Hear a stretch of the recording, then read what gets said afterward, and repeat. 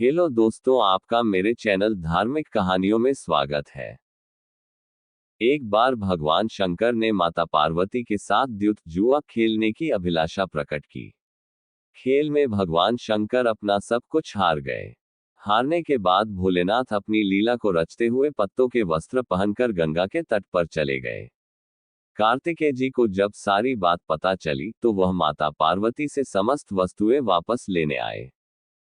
इस बार खेल में पार्वती जी हार गईं तथा कार्तिकेय शंकर जी का सारा सामान लेकर वापस चले गए।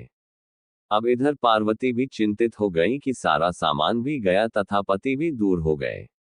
पार्वती जी ने अपनी व्यथा अपने प्रिय पुत्र गणेश को बताई तो मात्र भक्त गणेश जी स्वयं खेल खेलने शंकर भगवान के पास पहुंचे।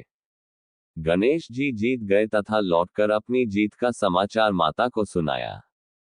इस पर पार्वती बोली कि उन्हें अपने पिता को साथ लेकर आना चाहिए था। गणेश जी फिर भोलेनाथ की खोज करने निकल पड़े। भोलेनाथ से उनकी भेंट हरिद्वार में हुई। उस समय भोलेनाथ भगवान विष्णु व कार्तिकेय के साथ भ्रमण कर रहे थे। पार्वती से नाराज भोलेनाथ ने लौटने से मना कर दिया। भोलेनाथ के भक्त रावण ने गणेश जी के वाहन मूषक को बिल्ली का रूप धारण करके डरा दिया। मूषक गणेश जी को छोड़कर भाग गए। इधर भगवान विष्णु ने भोलेनाथ की इच्छा से पासा का रूप धारण कर लिया था। गणेश जी ने माता के उदास होने की बात भोलेनाथ को कह सुनाई। इस पर भोलेनाथ बोले कि हमने नया पासा बनवाया है, अगर तुम्हारी माता पुनः खेल खेलने को सहमत हो तो मैं वापस चल सकता हूँ। गणेश जी के आश्वासन पर भोलेनाथ वापस पार्वती के पास पहुंचे तथा खेल खेलने को कहा। इस पर पार्वती हंस पड़ी व बोली, अभी पास क्या चीज है जिससे खेल खेला जाए। यह सुनकर भोलेनाथ चुप हो गए। इस पर नारद जी ने अपनी वीणा आदि सामग्री उन्हें दी। इस खेल में भोलेनाथ हर बार जीतने लगे।